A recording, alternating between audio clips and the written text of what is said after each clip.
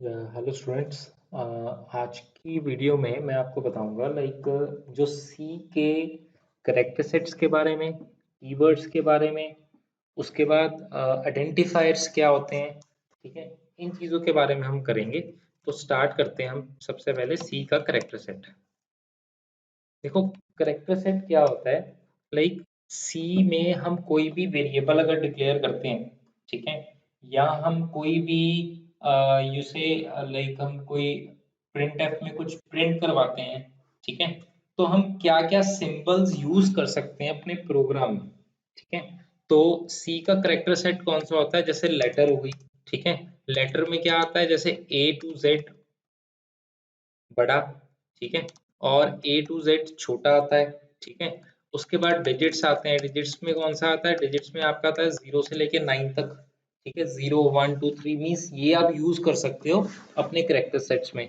ठीक है, कोई भी वेरिएबल डिक्लेयर करना है तो आप ये चीजें यूज कर सकते हो। जैसे अगर हमने स्पेशल सिंबल्स यूज कर सकते हो। मैं अभी आपको एग्जांपल देता हूँ। स्पेशल सिंबल में क्या आ जाएगा, अंडरस्कोर आ जाएगा। ठीक है, उसके बाद आपका टिल्ट साइन आ जाएगा। ठीक है, तो इस तरीके से आप स्पेशल सिंबल्स यूज कर सकते हो। ठीक है, उसके बाद वाइट स्पेसेस में आप उसकी न्यू लाइन यूज कर सकते हो, जैसे जो हम स्लैश एन करके यूज करते हैं। ठीक है, तो ये इसका करेक्टर सेट्स है, इसको आप यूज कर सकते हो सी के प्रोग्राम में। अब सपोज जैसे हमने कोई वेरिएबल डिक्लेयर करना है, तो इंट ए से क्या होगा, एक वेरिएबल डिक्लेयर होगा। तो ये बेसिकली क्या है, जो वेरिएबल डिक्लेरेशन होती है उसमें आप हमेशा एक वेरिएबल को जो डिक्लेयर करोगे, वो आप हमेशा उसको एक करेक्टर या लेटर से स्टार्ट करोगे, डिजिट से स्टार्ट नहीं होगा। अब जैसे A1 आप एक वेरिएबल, वैलिड वेरिएबल को डिक्लेयर कर सकते हो, बट आप इंट 1 a नहीं डिक्लेयर कर सकते। ठीक है, तो मीन्स कोई भी वेरिएबल अगर आपको डिक्लेयर करना है तो हमेशा वो आप स्टार्टिंग उसकी कोई ना कोई करेक्टर से करोगे, मीन्स ABC से स्टार्टिंग करोगे। उसके बाद होते हैं सी में कीवर्ड्स होते हैं।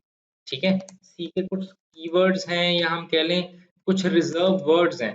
ठीक है, जिसको आप एज अ वेरिएबल यूज नहीं कर सकते। इसको आप कैसे यूज कर सकते हो, ठीक है, जैसे आपने वेरिएबल को डिक्लेयर करना है उसके लिए यूज कर सकते हो। जैसे इंट आपका एक कीवर्ड है, ठीक है, उसके बाद ब्रेक आपका एक कीवर्ड है। ठीक है, उसके बाद कैर आपका एक कीवर्ड है। ठीक है, उसके बाद आपका जो रिटर्न है वो आपका एक कीवर्ड है। ठीक है, तो इस तरीके से आपके पास कीवर्ड्स हैं सी में जो कि रिजर्व्ड हैं, जिनको आप कोई भी वेरिएबल को डिक्लेयर करना है, कोई फंक्शन को डिक्लेयर करना है। ठीक है, कोई इफ स्टेटमेंट लगानी है आपने, कोई फॉर स्टेटमेंट लगानी है, तो कोई व्हाइल स्टेटमेंट लगानी है, इन इन कीवर्ड्स को आप अपने सी प्रोग्रामिंग में यूज कर सकते हो। कोई वेरिएबल डिक्लेरेशन के लिए, कंडीशन के लिए इनको आप नॉर्मल नहीं, जैसे फंक्शन का कोई नेम डिक्लेयर करना है तो आप फंक्शन का नेम ऐसे नहीं डिक्लेयर कर सकते, फंक्शन इंट।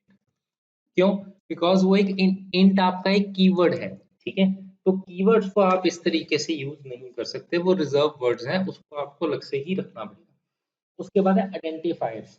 अब आइडेंटिफायर्स क्या होते हैं, देखो आइडेंटिफायर्स होते हैं जिससे आपका प्रोग्राम आइडेंटिफाई होगा। या आप सपोज अगर आपको कोई वेरिएबल डिक्लेयर करना है, जैसे इंट ए है, ए क्या है, एक आपका आइडेंटिफायर है। ए आपका एक वेरिएबल है। ठीक है, इसको आप वेरिएबल भी बोल सकते हो, इसको आप आइडेंटिफायर भी बोल सकते हो। ठीक है, अब जो आइडेंटिफायर्स होते हैं वो बेसिकली दो टाइप्स के होते हैं, एक होते हैं कीवर्ड्स और रिजर्व वर्ड्स। जैसे हमने ये ऊपर कीवर्ड्स किए हुए हैं, ये आपके आइडेंटिफायर्स के दो टाइप्स होते हैं, इसके दो टाइप्स होते हैं। ठीक है, एक तो हो गई कीवर्ड्स, ठीक है, या जो रिजर्व वर्ड्स हैं आपके।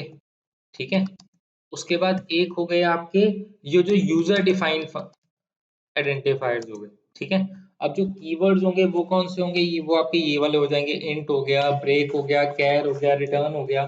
ठीक है, ये आपके कीवर्ड्स हैं। और यूजर डिफाइंड आपके कौन से होंगे, जैसे इंट ए है, ये आपका एक यूजर डिफाइंड आइडेंटिफायर है, मींस आप एक ए वेरिएबल को डिक्लेयर कर रहे हो। ठीक है, तो ये बेसिकली आपके आइडेंटिफायर्स हैं। राइट, सी में इसको आप एज आइडेंटिफायर यूज कर सकते हो। ठीक है, उसके बाद होता है आपका कॉन्स्टेंट्स।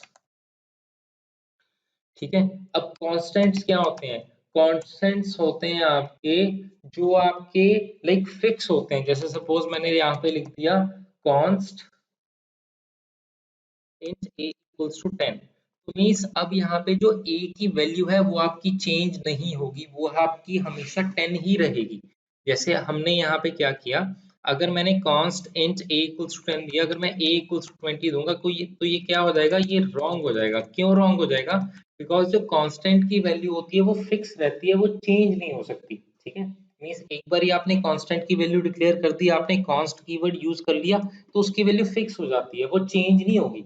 अब ये 5 तरह के कांस्टेंट्स होते हैं आपके पास। ठीक है, means we have 5 different types of constants. कौन से कांस्टेंट्स होते हैं? ये आपके होते हैं सबसे पहले होगा करेक्टर कांस्टेंट्स।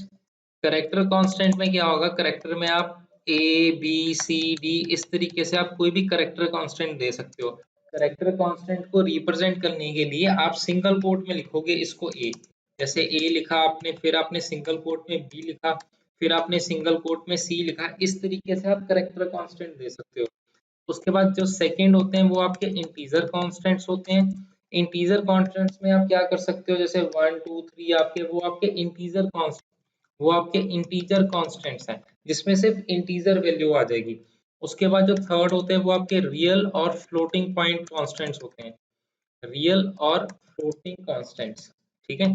जो ये वाले होते हैं इसमें आपकी डेसिमल वैल्यू आती है, जैसे 10.50 हो गई, ठीक है, 25.369 हो गया, ठीक है। तो ये आपके रियल और फ्लोटिंग कांस्टेंट्स आते हैं। उसके बाद आपके आते हैं स्ट्रिंग कांस्टेंट्स, ठीक है। स्ट्रिंग कांस्टेंट्स में क्या होता है, स्ट्रिंग कांस्टेंट्स में आपके जैसे सपोज जिसमें आपके स्ट्रिंग्स वैल्यू आती है। स्ट्रिंग वैल्यू होता है, स्ट्रिंग होता है क्या, स्ट्रिंग होता है ग्रुप ऑफ कैरेक्टर्स, ठीक है। अब जैसे मैंने सपोज यहाँ पे लिख दिया वेलकम, तो इसमें ये जो W है वो मेरा एक सिंगल करेक्टर है, E मेरा एक सिंगल करेक्टर है, ठीक है। तो ये जो आपके सिंगल करेक्टर हैं, जब ये ग्रुप ऑफ, जब एक से ज्यादा आपके वो करेक्टर्स जुड़ जाते हैं आपस में, तो उसको हम क्या बोलते हैं, उसको हम बोल देते हैं स्ट्रिंग कांस्टेंट, ठीक है। तो जो स्ट्रिंग होता है वो आपका ग्रुप ऑफ करेक्टर होता है, ठीक है। उसके बाद जो फिफ्थ है आपका वो है लॉजिकल कांस्टेंट। जो लॉजिकल कांस्टेंट्स हैं वो आपके कौन से होते हैं, वो आपके दो तरह के होते हैं, आइदर वो ट्रू होते हैं या वो क्या होते हैं, फॉल्स होते हैं। मींस आइदर उनकी वैल्यू क्या होगी, अगर ट्रू है तो उसकी वैल्यू होगी 1, अगर 0 है तो उसकी वैल्यू क्या हो जाएगी, उसकी वैल्यू हो जाएगी आपकी फॉल्स। तो ये 5 तरह के कांस्टेंट्स हैं आपके, ठीक है। करेक्टर, उसके बाद इंटीजर, उसके बाद रियल, उसके बाद स्ट्रिंग हो गया, उसके बाद लॉजिकल कांस्टेंट हो गया, ठीक है। आई होप आपको क्लियर हो गया होगा। अब moving to the next topic, उसके बाद होते हैं आपके डाटा टाइप्स। अब डाटा टाइप्स क्या होते हैं, देखो दो तरह के डाटा टाइप्स होते हैं हमारे सी में। एक होता है प्राइमरी डाटा टाइप और एक होता है कंपोजिट डाटा टाइप, ठीक है। एक होता है प्राइमरी और एक होता है कंपोजिट।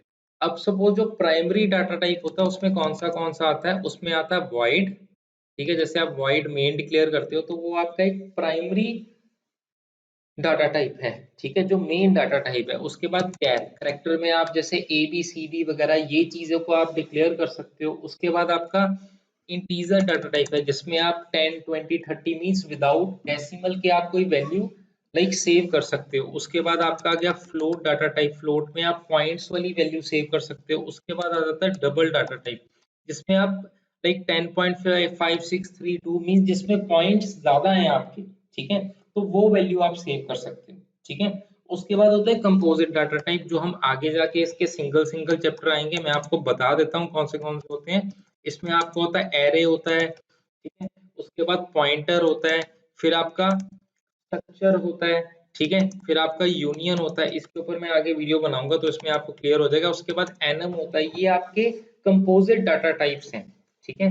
मींस ये आपके प्राइमरी डाटा टाइप हो गए सारे, ठीक है, और ये आपके सारे कौन से हो गए, कंपोजिट डाटा टाइप। तो ये आपके दो टाइप्स के मेजर डाटा टाइप्स हैं किसमें, सी लैंग्वेज में, राइट। उसके बाद इनकी स्टोरेज टाइप भी होती है, जैसे जो कैर होता है उसकी जो स्टोरेज टाइप होती है वो कितने बाइट स्टोर करता है, वो 1 बाइट स्टोर करता है। जो इंटीजर होता है वो अब सी में, देखो ये भी डिफरेंट डिफरेंट है। अगर सपोज आप जावा की बात करोगे तो जावा में इसके जो बाइट्स कंज्यूम होते हैं वो डिफरेंट, उसका साइज स्टोरेज वो डिफरेंट स्टोरेज लेते हैं। बट जो सी है उसमें जो आपका करेक्टर होता है वो 1 बाइट लेता है, और वो किससे रिप्रेजेंट होता है, परसेंट सी से रिप्रेजेंट होता है।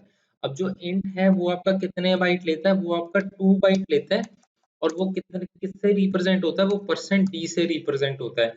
जो फ्लोट है वो आपका कितने बाइट लेता है, वो आपका 4 बाइट्स लेता है और वो किससे रिप्रेजेंट होता है, परसेंट एफ से रिप्रेजेंट होता है। और जो डबल है वो आपका कितने बाइट लेता है, वो आपका 8 बाइट लेता है और वो किससे रिप्रेजेंट होता है, वो आपका परसेंट एल एफ से रिप्रेजेंट होता है। ठीक है। और जो वॉइड होता है, वॉइड आपका कोई बाइट नहीं लेता, तो मीन्स वो किससे रिप्रेजेंट होता है, वो 0 बाइट से रिप्रेजेंट होता है। तो ये बेसिकली आपके प्राइमरी डाटा टाइप के कुछ वैल्यूज हैं, ठीक है, जिसको आप रिप्रेजेंट इस तरीके से कर सकते हैं। ठीक है। उसके बाद जो आपके ये एरेज हैं, पॉइंटर्स हैं, जैसे कि मैंने पहले बोला, इसके ऊपर पूरे के पूरे आपके चैप्टर्स हैं। ठीक है। तो उसमें ये बेटर आपको क्लियर हो जाएगा कि ये कौन से डाटा टाइप्स होते हैं। ठीक है। उसके बाद है वेरिएबल। अब देखो, जो वेरिएबल होता है, जैसे मैंने पहले भी बताया था, जैसे हमने कोई वेरिएबल डिक्लेयर करना है, इंट a इक्वल्स टू 10, तो ये आपका इंटीजर टाइप का वेरिएबल डिक्लेयर हो गया। फ्लोट b इक्वल्स टू 20.54, तो ये आपका एक फ्लोट डेसिमल टाइप का एक वेरिएबल हो गया। उसके बाद कैर a इक्वल्स टू, जो करेक्टर वेरिएबल होता है, उसमें आपका सिंगल कोट में आप उसको रिप्रेजेंट कर सकते हो, तो ये आपका करेक्टर का एक डाटा टाइप डिक्लेयर हो गया। उसके बाद अगर आप डबल करोगे तो डबल a इक्वल्स टू 236, ऐसे आप इसकी एक बड़ी वैल्यू दे सकते हो इसमें। ठीक है। तो ये डबल टाइप का वेरिएबल होगा। अब वेरिएबल को डिक्लेयर करने के भी आपके कुछ लाइक क्या इसमें पता लगता है वेरिएबल को डिक्लेयर करने में, लाइक एक तो कोई भी वेरिएबल आप डिक्लेयर करोगे तो प्रोग्राम को पता लग जाएगा कि ये वेरिएबल का टाइप क्या है, मीन्स ये इंटीजर टाइप का है, उसके बाद है फ्लोट टाइप का, और क्या वैल्यू वो सेव कर रहा है, ताकि हम इसके ऊपर आगे कुछ फर्दर कैलकुलेशंस परफॉर्म कर सकें। ठीक है। तो ये बेसिकली आपका वेरिएबल का कुछ टाइप है। तो बेसिकली इसमें हमें सबसे पहले कैरेक्टर सेट्स पता लगे, कैरेक्टर सेट्स क्या होते हैं, उसके बाद हमें कुछ कीवर्ड्स पता लगे, जैसे कि आपका इंट ब्रेक आपके फिक्स कीवर्ड्स हैं।